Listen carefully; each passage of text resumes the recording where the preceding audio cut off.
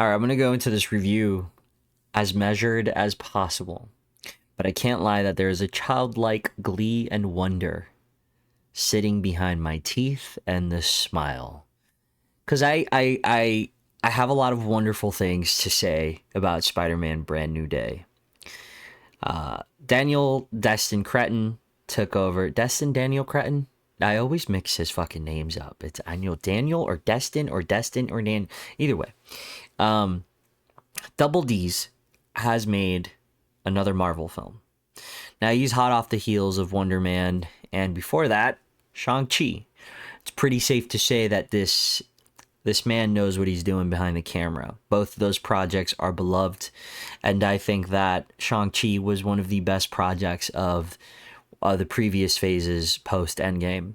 Along with Moon Knight, whenever Marvel hits on just original characters and they just fully trust the director, those directors can create magic. Who would have thunk it? Who would have thought that if you just let a grown-up kid play with his toys, he might come up with something, or she might come up with something wonderful. I'm even an advocate for the Eternals in terms of, we wanted something different that looked different, something new. The Eternals came in and did that, and somehow it got shitted on.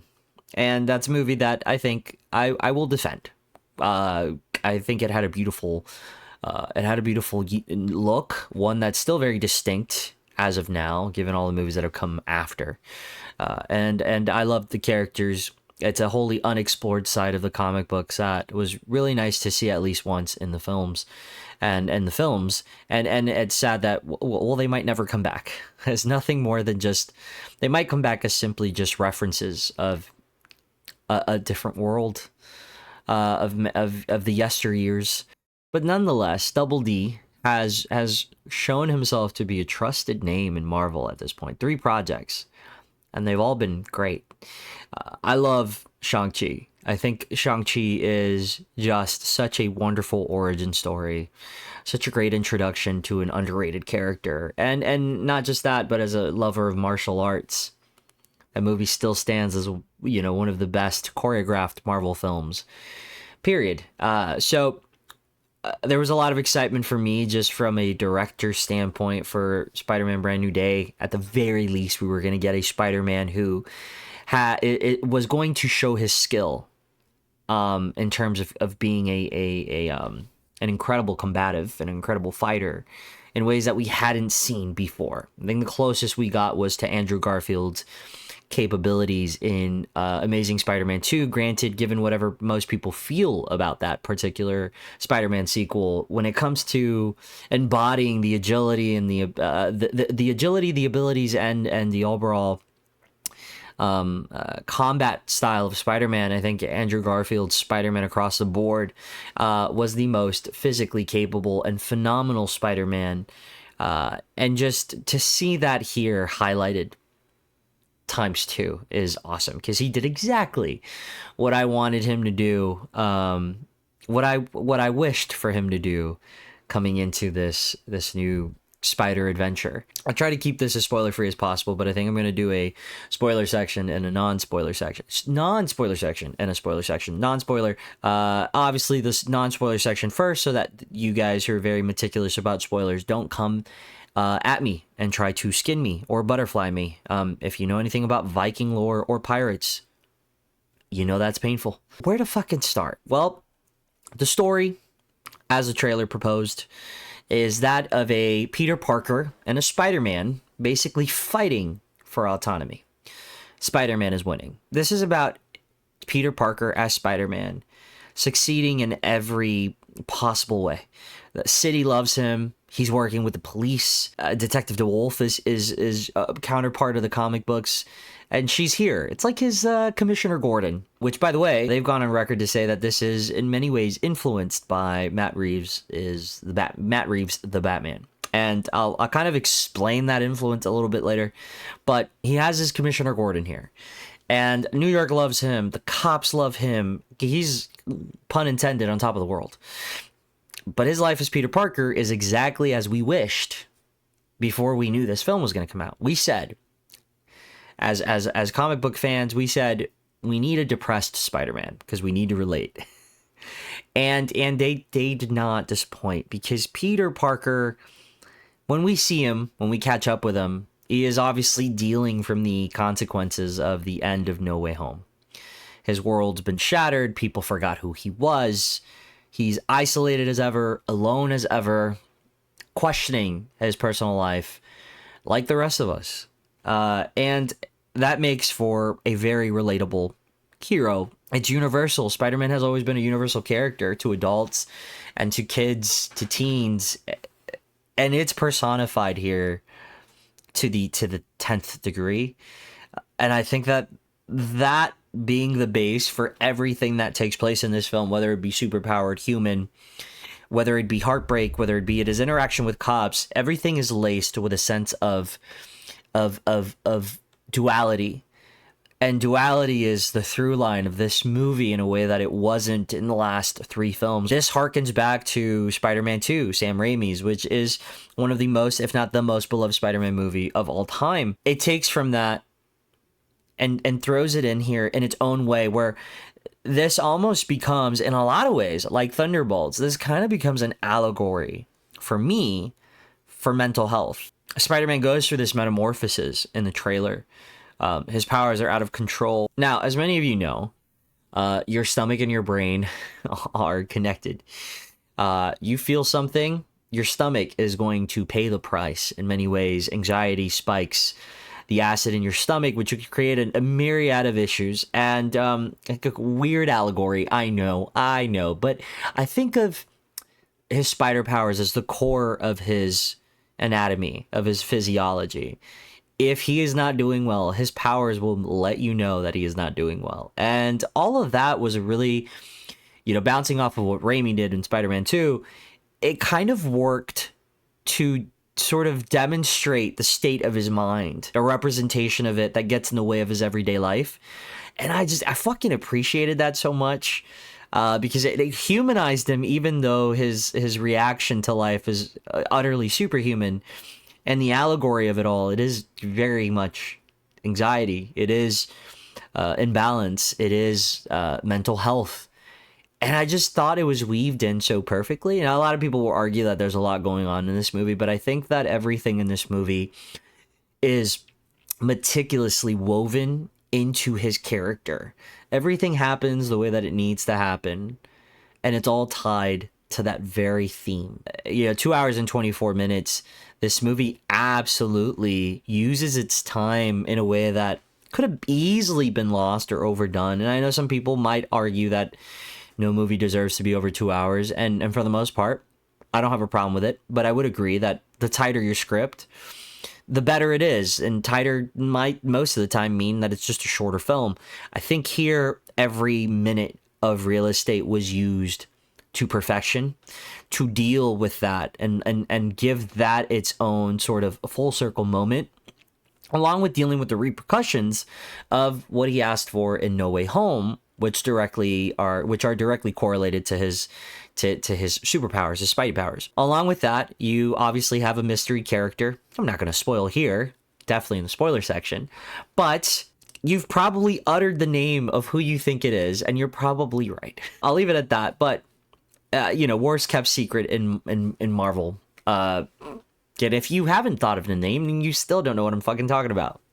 That in itself doesn't really kick in till later in the film. I would argue that most of that works simply because of how hard leaning we are into the mental aspects of Peter Parker. There is there's a reflection in this character to Peter, and there's also a solution to his isolation due to this character, which I will get more into during the spoiler section, but for the sake of those who want to go spoiler free, I will not. I will just say that it ties in very well, and it gives a sense of resolution to his problem of isolation. Obviously, MJ and Ned are here, and I think they've never been more characterized than they have been in this film. They are essential to this wrapping up of this story thread that's been, hanging loose since the end of No Way Home, and we're exploring that. This movie is very much about that. and it is the root of everything he feels. We're also still grieving Aunt May, and I found it very. I was very grateful that we still got a little bit more from Aunt May in this. She, we missed out on Uncle Ben on this iteration of the story, but Aunt May is very much the Uncle Ben, and the way that that is treated in this movie is satiating and powerful, and root to his character and resolution. And it also crosses over into the third act in a very big way, which adds resolution to another character's struggle. I love Aunt May in this, even though she's a very, very small part of it. Mr. John Bernthal himself is back. He is in this much more than you might assume. I know that for a little while, I was almost like, oh, he's going to be a glorified cameo. And I'm happy to say that he is not a glorified cameo. He is very much an adamant part of this story. Not fully essential up until a key moment, but he is someone who makes New York feel full. All right, like at this point, we're in a universe that has been established, over decades now. And not only has it been established, but this world, when you watch certain MC projects, right, and you wonder, like I wonder, well, why isn't character A and B around, right? Like, if you watch Thunderbolts, which was a fantastic movie, I really enjoyed that movie. It's got multiple rewatches from me, and I will continue to rewatch it. But there's a question in the third act of that, and is, where is this specific character? Why aren't they around? And this movie circumvents that. Like, you don't question, where is this character? Because there are many cameos here. There are many, but I hate to use the word cameo because it almost waters down the purpose. Every single one of the characters that show up, that have already been established in other films, that show up in this movie, are characters that feel organically placed in the narrative, because there's no way that you're going to go out of your way as Feige to establish this world and then expect every movie as the audience to be fully isolated from this interactive world, this interactive piece, right? This collage of characters. No character is there for a aha moment or, oh, look who's fucking there. No, these characters are placed here because they feel fitting. John Bernthal's Punisher, Frank Castle, is in New York. He should interact with Spider-Man. Even Hulk's presence, he's Spider-Man, Peter Parker needs to seek some kind of guidance, right, from another intellect. Obviously, Tony isn't around. We need Bruce. And I loved the interactions they had. He is not wasted at all. That Hulk sequence was such a great way to include big characters all in one scene. Punisher, Hulk, and Spider-Man. That fight scene, there's a lot more to. I wouldn't say a lot more. There's a good amount more than what was shown in the trailer. That really just makes that scene feel like a comic book panel come to life. And this movie, and it is the purest form of comic book panels come to life. There are a couple moments in there where I'm like kind of just pinching myself going like, I know what kind of baggage comes with Marvel films. And with any big franchise, you're going to have detractors, you're going to have haters, you're going to have, people who gloat about how much they love it, right? And whenever I watch movies, I like to detach myself from like the noise, right? Like I don't care about fandom. I don't care about bandwagoning. I just care about like the inner child. Like, I love comic books, still collect them. I love the animated Marvel shows, the animated DC shows. I love the films. And when a film is bad, a movie's mad, right? Bad. And I'm mad. I wasn't going to say mad, but I said mad by accident, and I had to find a way to put it in. When a movie is bad, I will say it's absolutely bad. And I'm one of those fans that's like, if I'm a fan of something, I think you keep it from being better if you're just blindly saying everything is good. I hate that so fucking much. But then you also sort of abuse and punish a franchise by saying everything is bad when something is just fucking good. Now, granted, it's all opinion. I'm only talking about the people who just bandwagon everything's bad because this is bad and now it's oversaturated. Yes, things can be oversaturated. But when something like this moment, right, speaks to you, like the child in you, growing up reading comic books, watching the animated movies, and going like, man, that would be so great in live action. This movie speaks to the kid in you who doesn't care about all the fandom, all the bandwagoning. What are people going to think if I like this? Fuck all that. There are a couple moments in this movie where I had to like pinch myself, and I had this sort of this moisture in my eye where I was just like of elation, an excitement, your eyes water, right? I wasn't crying. My eyes were watering. There's a sense of glee and joy that you get to be around to see things like this as a movie fan and as a comic book fan on the screen. And I felt that so much during the scene with Hulk, Punisher, and Spider-Man, so well represented as those characters come to life, so well performed. On top of that, the cinematography was firing on all cylinders. On top of that, Spidey's suit just was so vibrant, so homemade, yet so perfect. On top of that, it didn't feel like actors just playing these characters. Like, I was looking at the screen going like, wow, that's the Punisher. That's the Punisher having a big brother, small brother argument with Peter Parker. That's crazy. And it was just one of those moments where I was just like really happy as a fan to be sitting in a theater with the biggest screen I could find and the fucking seats vibrating. So that scene in itself for me will definitely go down as like one of my favorite scenes, I think, in current MCU. But even in terms of the influence of the Batman, I'm a big old Batman bitch. That's huge to me. I love the Batman. I think it's one of the more beautiful looking superhero films ever made. This movie harkens to the Batman in small, diluted ways that make it still its own. You have your Commissioner Gordon.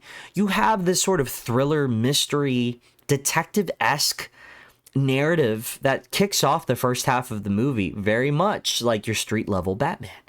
And the cinematography is mature. You do get more saturation in your colors, but you also get these very key moments where the lighting doesn't feel like it's on a set.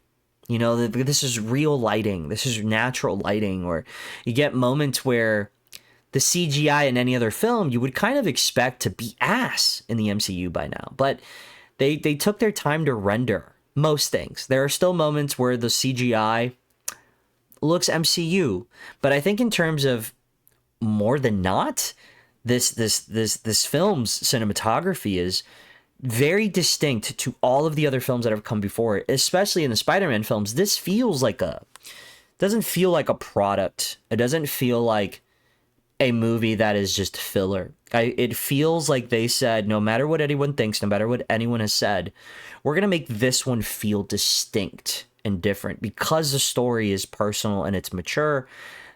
The score should be a little bit more mature. Subject matter should be more mature. The dialogue should be a little bit more mature. We should pull back on the humor just a tad, and they do pull back just enough to where they're not undercutting emotional moments the way you would expect them to in, like, say, something like Guardians of the Galaxy or Love and Thunder, Thor. Like, moments, Marvel's tends to be uncomfortable sitting in those dramatic moments. It's usually undercut by some one-liner. And sometimes it works, and sometimes it just outright fucking doesn't. And here, we don't have those moments where here's a serious moment, and then it's undercut by humor. The humor is in there, properly used, and then before they overplay their hand, they pull back, they dilute it, they slowly wane off the humor, and they get serious, they get dark. And I was like, wow, like every part of the script was catered in a way that felt careful. The cinematography was careful. There's also a great soundtrack in this movie. The first song in the beginning of this film is used on a very awesome montage that feels stripped right from the comics, and the song to that, a song that I've loved for a very long time. I won't spoil it for you so you can hear it, but I thought it was just such a great choice for that moment. And it just feels distinctly New York. New York is a character in this movie. New York is New York is such a part of the personality of this movie in a way that the other films weren't. You know, we've been to Europe, we've been far from home, and we've been to Washington, and we've scathed New York. But here, this is a full-on New York spectacle. Even the credits, they took their time. The credits of the movie are shots of New York while the names are just popping up at the end of the credits, you know? And I was like, that's great. Nope, no black screens and no rolling names till later. But like our first initial 3 minutes of the end credits is like shots of New York. And it just felt so like, yeah, dude, like if I was a New Yorker watching this film, I'd be so proud of having my superhero represented in such a way, but also the city. You know, New York is a huge character in this movie in such a way that it hasn't been since the original Raimi movies. This feels wholly Spider-Man. I also like that they didn't undercut the ending of No Way Home. Without any spoilers, nothing feels like this isn't simply a happy ending. Okay? There is a sense of real world consequence here where you feel like he's won, but you also feel like he's lost. And then you feel like there's an in-between moment. And I just thought that was so great. This doesn't have just a straight up like, hey, we're happy. And there's many moments in this film where the movie brings down Peter on such a level that, Spider-Man is for the audience. He is not Thor, who's wholly unrelatable. Unless he's Fat Thor, then I think we can all relate to him. But he is not, Spider-Man and Peter Parker are brought down to size in a way that makes him more relatable, as he should be, than he's ever been in the other films. Down to not always getting what you want and learning to be okay. And I feel like if I had to sort of tame certain people's expectations, it'd probably be maybe about the relationship between Punisher and Spider-Man. I think the relationship here is a lot more big brother, little brother than most people anticipate, which I loved. Granted, in the comics, they have, and even in real life, even in the films and in the universe, they have very different they have a very different pathos from each other, right? And in theory, Spider-Man should do his best to put the Punisher away. But I think even in this reality, there is a realization that not everyone is as good as he can be. And he's maturing. He's understanding the world that he's in. He's no longer in high school. Like, he is a fucking adult. And he can't be there for everyone, no matter how far he stretches himself to let that be possible. And I think the relationship with Punisher and him is such an anchor. You'd never think the Punisher would be a role model for him. And it's not that he's a role model. It's just that the Punisher never really admits the wisdom that exists up here because he's trying so hard to just be this man who only knows grief. And part of his character arc in this is acknowledging that Spider-Man and him, though different from each other, actually have something to teach each other. And that kind of clashes a little bit with what you know of the Punisher, but yet at the same time, it feels perfectly placed. I mean, Spider-Man's not going to waste his time with everything that's going on to try to fucking, do a detox of try to detox the Punisher of his methodologies and who he is, and none of that. They reluctantly work together, but there are moments where they learn off each other that just felt, again, wholly human. The Punisher is arguably, when you strip away the violence and his need to stay grieving so that he can do his job efficiently. When you strip that away and you just, explore what he's holding on to, it's very human. Spider-Man is very human. And they touch on those things together. I love that there's a little bit of liberty taken from the comic books to create something that is just new enough. And just like anything in comics, you get 15 iterations of the same character with completely different traits. And you keep like the base foundations of those characters alive, but then you kind of go outward. Maybe like for example, Absolute Batman, right? You read Absolute Batman. That is a very different Batman, but the base, right? The foundations of Batman are still there.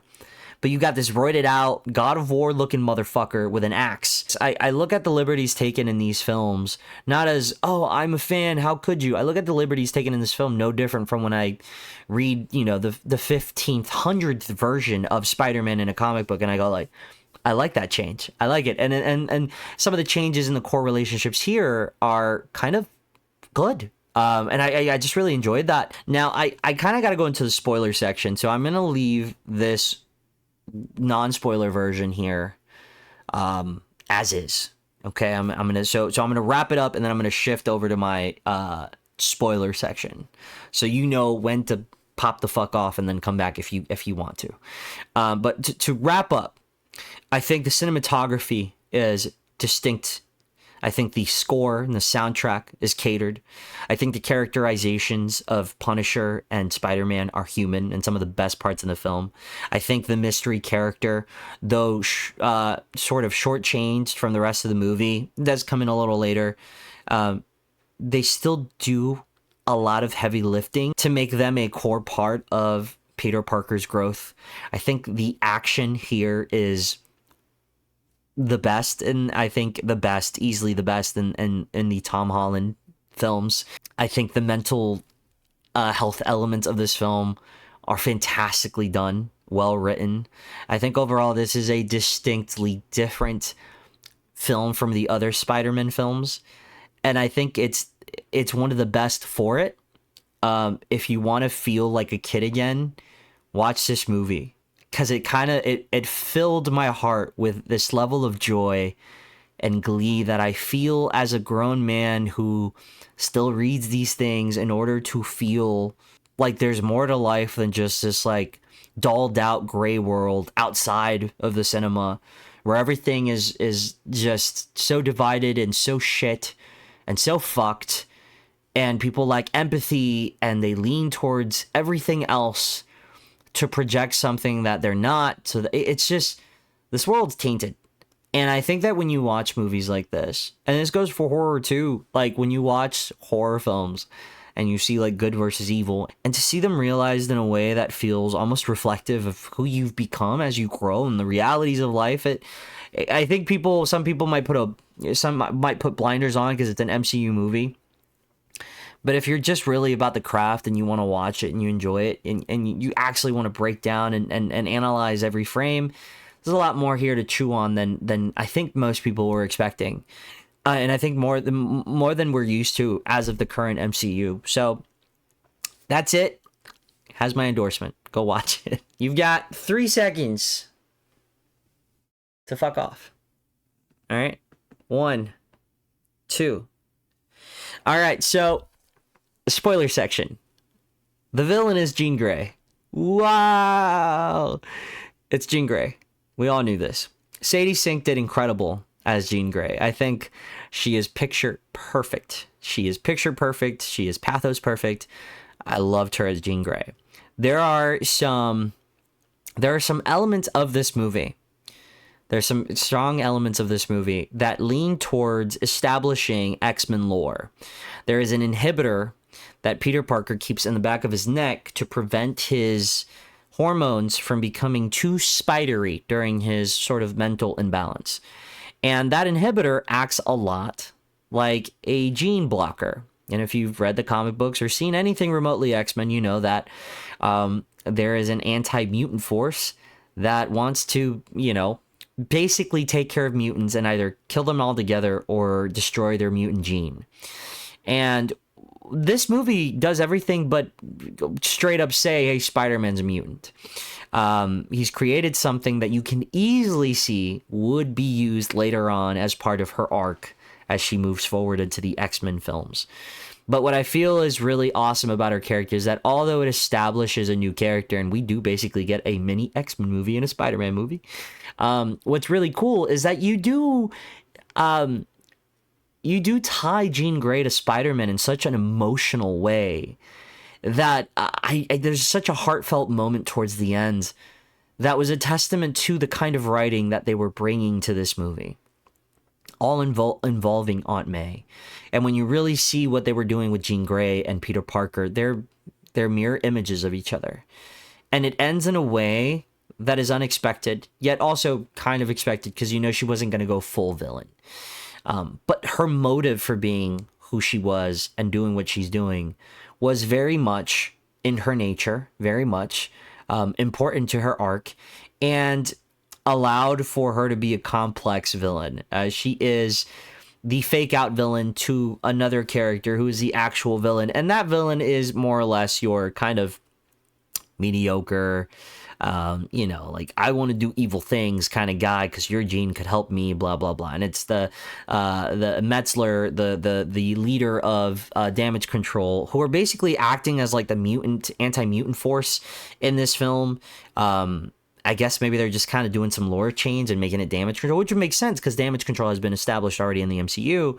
And they're trying to use her powers and dilute them, but also use them for themselves. And this is such a great ease into the X-Men lore that's going to take over once we get that Secret Wars reset. Sadie Sink was just great as 11. I mean, as Jean Grey. There's clearly some elements. There's clearly some poking fun at that. Her coming off of Stranger Things and now being the one with the powers. But I think her power set here was incredibly utilized. And you get a taste, right? Because she's still young. She's still young. You don't get a full taste of her power sets, but you get a taste of just how powerful she's going to be. And I feel like they set that up well because she is one of the, if not the most powerful superhero in Marvel once she's reached Phoenix status, right? I've not been a fan of a lot of the MCU stuff that's come out recently, even some of the shows that people love the most. But whenever I do love something MCU, it resonates with me because I go, hey man, like that's a director that gets like the inner child in him is alive making this. And I think like any director who feels like their inner child is behind the camera, it's because they truly love a character. They see the character for what it is, and it's them, getting their action figures and fucking smashing them together while also adding the experience of being an adult into the themes of that story. And I feel like this movie did just an excellent job of doing that, and I'm very happy with the Spider-Man film. I guess now, hey, Doomsday, you're up. Let me know what you guys thought below. Let me know what your ranking is in terms of all the Spider-Man movies, actually. Let me know what they are. I'd be interested. I might drop mine in the description below. Who knows? But yeah, man. Thank you guys for listening to this very long review. I'm gonna fuck off now and watch a horror movie to review for tomorrow. So appreciate you guys for showing up, and as always, I will see you at the movies.